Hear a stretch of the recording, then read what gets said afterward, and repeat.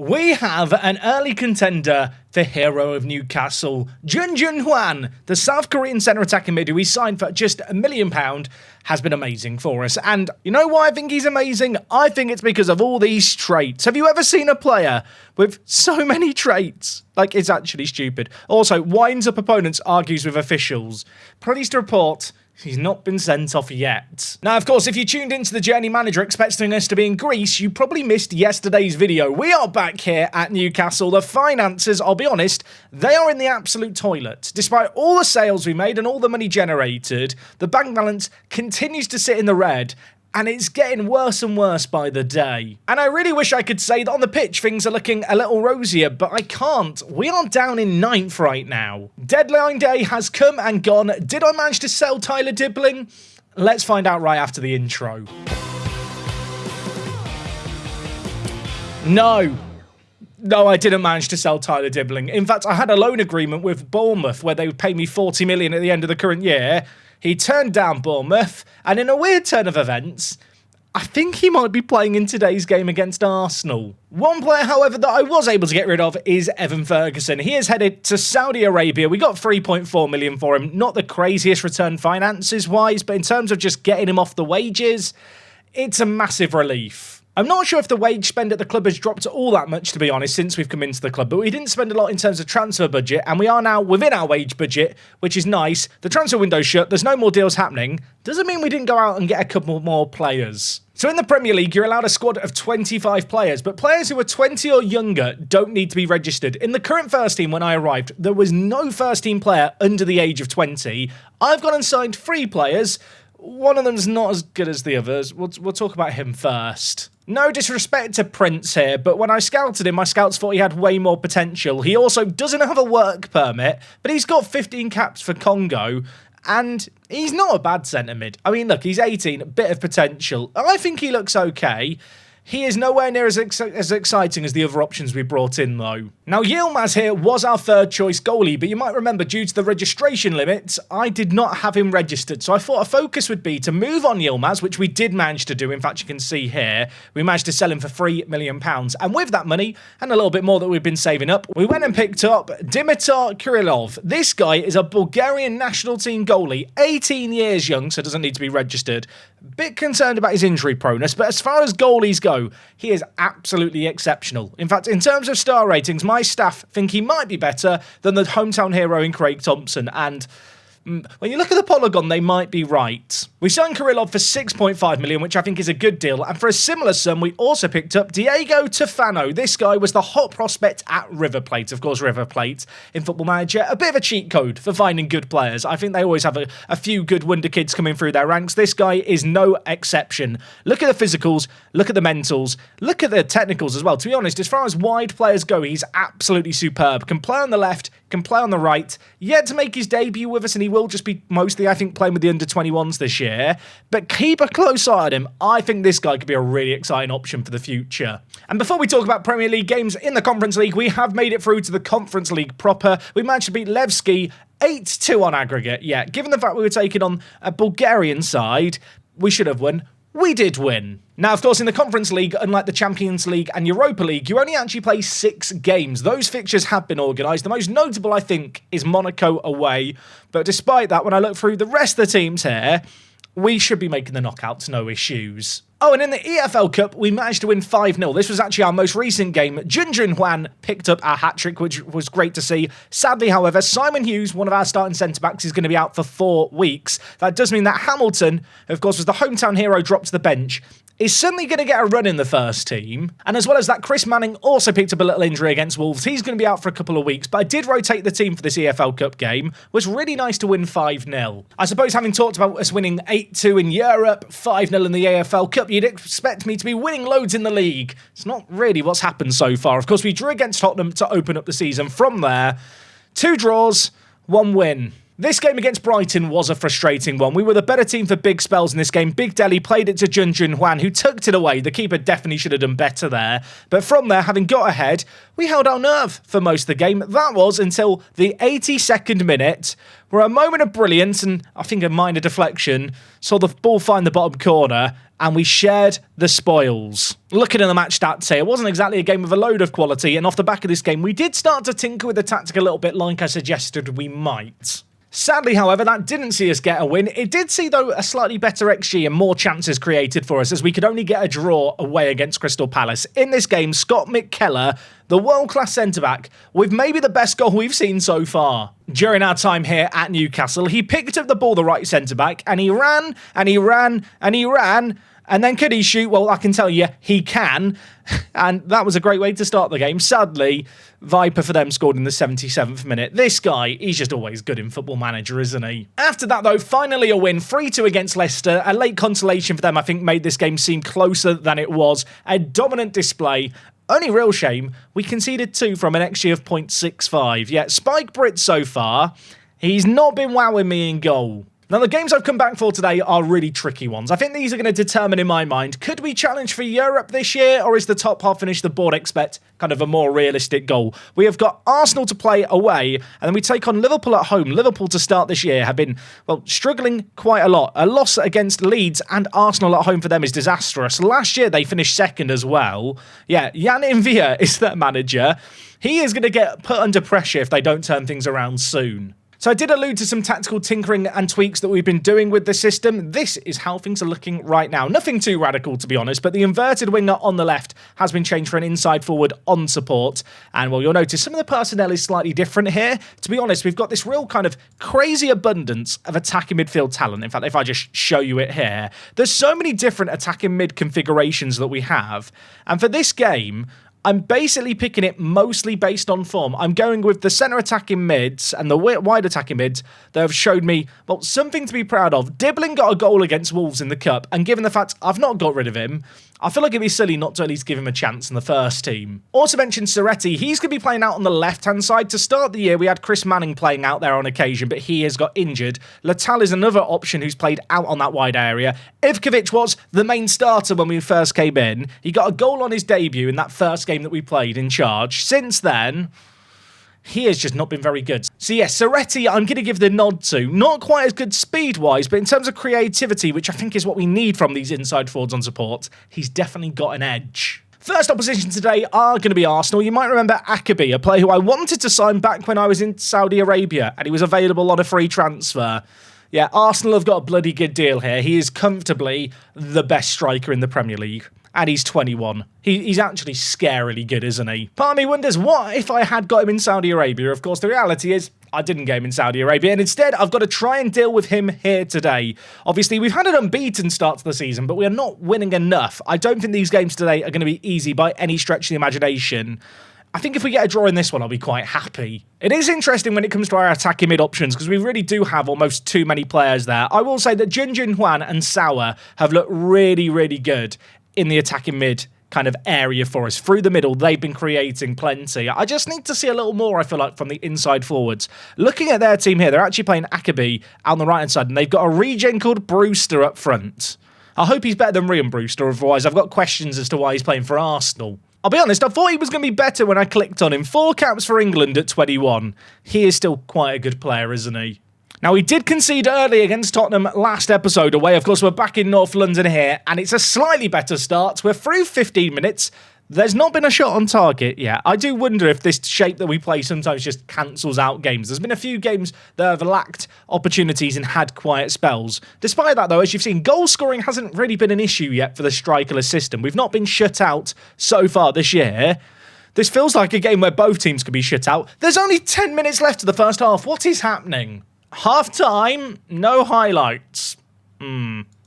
I mean, I'm happy with the performance, I guess. I said a draw would be good. We're doing that at the moment. Soretti on the left-hand side has picked up a yellow card and isn't exactly having the best of games. So you know what? I'm going to bring in Letal early. This is a player who I've used mostly as a super sub this year. In the Conference League where we've given him starts, he actually looked quite good. Obviously, slightly different calibre of opposition in Arsenal. Oh, good news, everyone. There's a highlight. Of course, it is a kickoff highlight and they are in possession, but at least something is happening right now. Luis Skelly gives it to Luis Flavio. He's going to step out with the ball and give it to Nwaneri. Arsenal in possession at home. They'll be expecting to win this game, and that is a loose ball to Sauer. He picks up Junjun Hwan. Big Deli gives it to Dibbling, who's now on the break. A man who was nowhere near the first team. I've brought him in today. Poor cross by him initially, but we do still have the ball. Junjun Hwan shoots just the wrong side of the post. Corner for Arsenal. Martinelli is over it, whipping it into the middle. It's headed up in the air, but not fully away. Nwaneri shoots. Oh, my word. Fair enough, Ethan. Fair enough. I thought we'd been quite good in this game. And to be fair, I think we had been quite good in this game. But when the ball fell to Nwaneri here, given space, you knew he was going to pull the trigger. To be fair, I don't think anyone was saving that.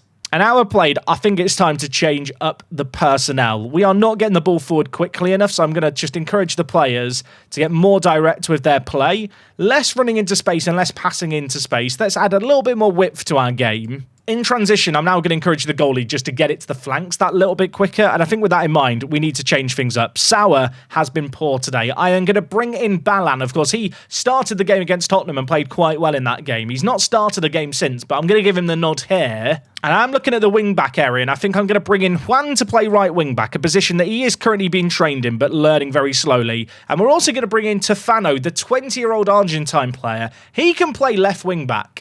And obviously, we've kind of just got to go for this game now. I might as well just give him a shot, I suppose. I'm going to play him as a complete wing-back on attack. He came in on deadline day. We're giving him his debut now.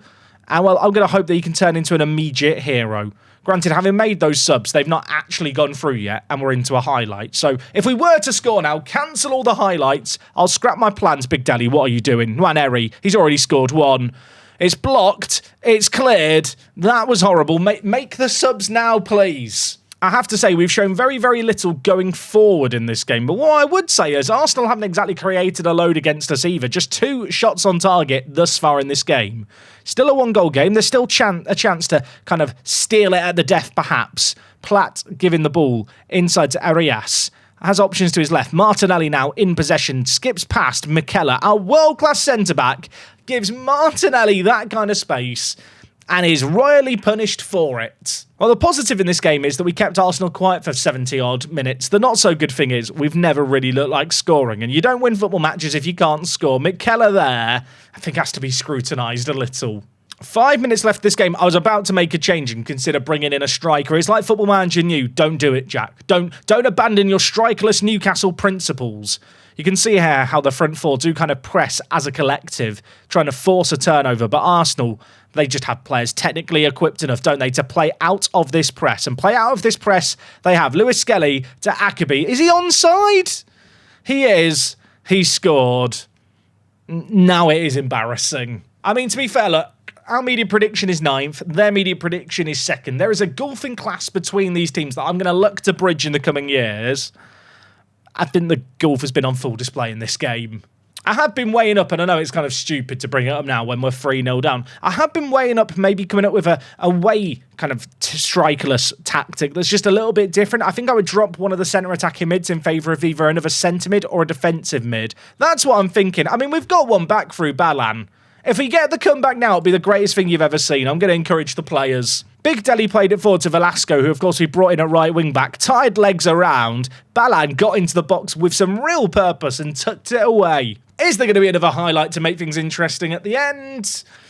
No. I mean, it might make it less interesting. They've nearly scored another. They've hit the woodwork. That is awful. Get me out of here. Full time in this game, we lose our unbeaten start to the year. A 3-1 defeat is far from ideal. And, well, I wish I could say I've got an easier game coming up next, but it is Liverpool who actually have just lost at home for a 3rd game in a row. So we are still technically above them, but with lots of teams behind us with games in hand, suddenly the Liverpool game looks really, really important. Also, Man City are down in 11th. They just won their 2nd game of the season. Arsenal go top. Tofano makes his debut. Well, it wasn't a great day. I didn't see him do anything. Did you? I love that. Lose against Arsenal. Blame the 20-year-old left attacking mid who was brought on at left wing back. Anyway, our next game, like I said, it feels suddenly kind of important. Going into this episode, I thought this is the game that's going to decide can we kind of challenge for the European elite spots. I'm safely saying now I think Champions League football might be a bit of a stretch, but it's a chance to try and get a win. I think Liverpool are there for the taking. They've only won one of their last 4 league games. We're at home. Let's see how we get on. Okay, well, a week has passed. We're back here to take on Liverpool. This game feels important. Whilst we are 10th in the league right now, we need to start winning games. If we don't win today, it'll be once winning our first 6 league games. I don't think that can be viewed as a success, even if there are a load of draws in there. You'll note there is now a big green number 2 on the tactics screen. I've been playing around with an idea for maybe something that's a little bit more conservative, but I think for today's game, we're going to stick with what we know. You'll note I have kind of gone back to a similar lineup to how we started the season. Dibbling has gone. I am going to bring Signs back into the team and hope that he can just have a better run at right attacking mid. I guess all these amber bars here kind of really imply he's not been good so far this year. To be fair though, Liverpool haven't been that good this year either. They are yet to win, I don't think, at home through 3 home games in the league so far this year. I'm just looking at the rest of the team thinking, is there any other changes to be made? I'm often guided by picking teams kind of off their form in their last 5 games. When you look at it here, for the most part, this is a team picked on form. I look at Signs' ratings and I think, how much longer do I keep the faith? But then the alternatives at right attacking mid are Dibbling and Letal, neither of which has exactly shone when we played them in the league. They finished second last year. This is not going to be easy. We are at St James's Park taking on Liverpool. And looking at their lineup, they are playing a 4-4-2. Their key man and I think vice-captain here is Martin Allen. He is a crazy left winger who we've got to try and keep quiet. Okay, early corner for us here. Sauer is over the ball, whips in near post, headed up in the air. We get the second ball. It's hacked away off the line, but Sauer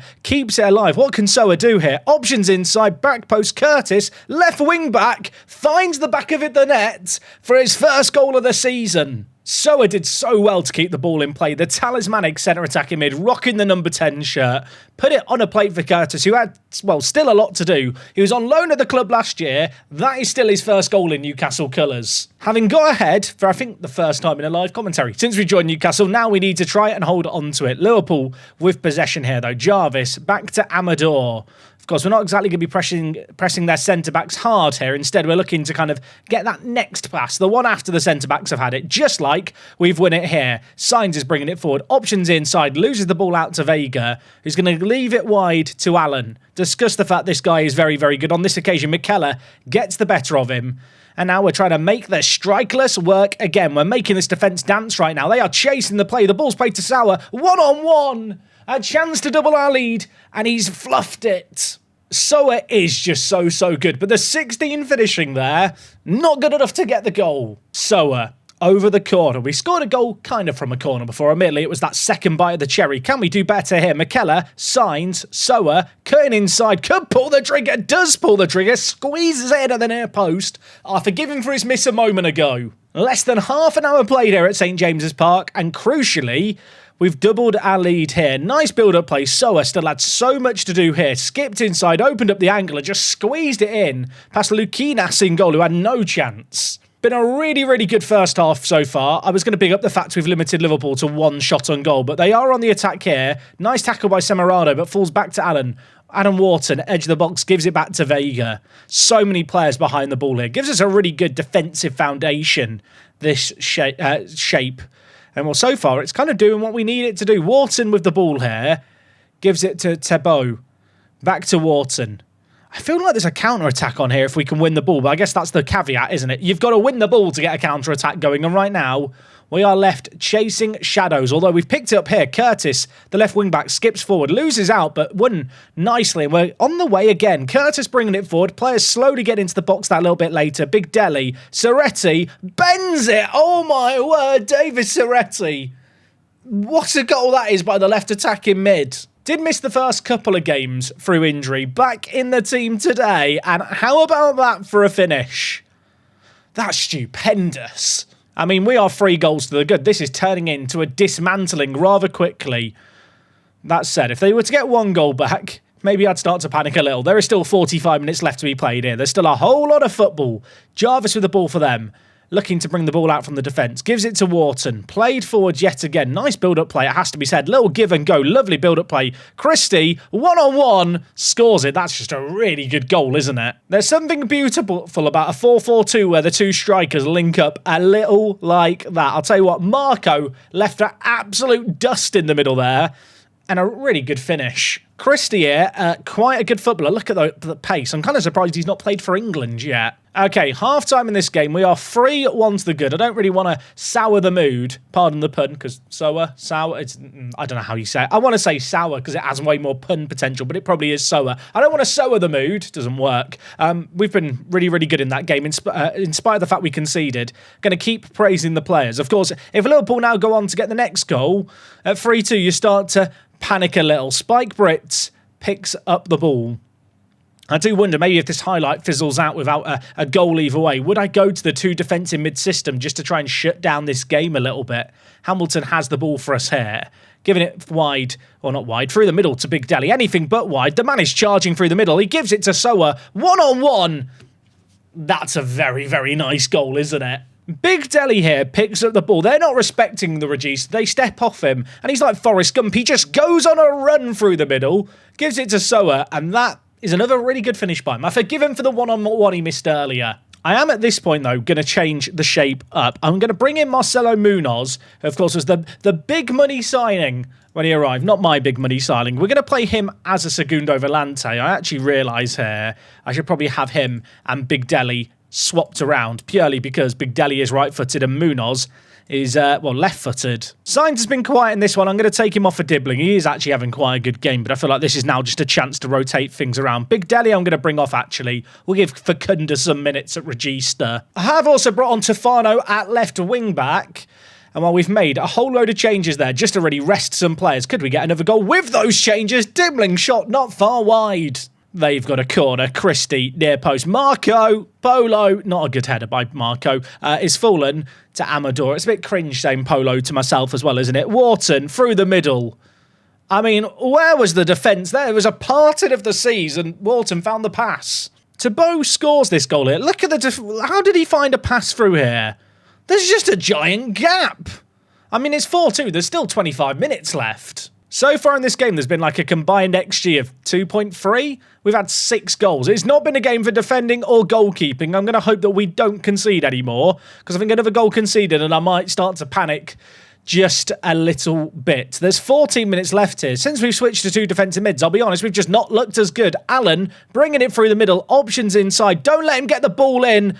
Tackle goes in. It falls back to Martin Allen. I mentioned he's their best player. It's only his first goal of the season. It's 4-3. We've got so many players back here. I was feeling like we had the situation under control. Munoz put in a tackle. It fell back to Allen and he makes it 4-3.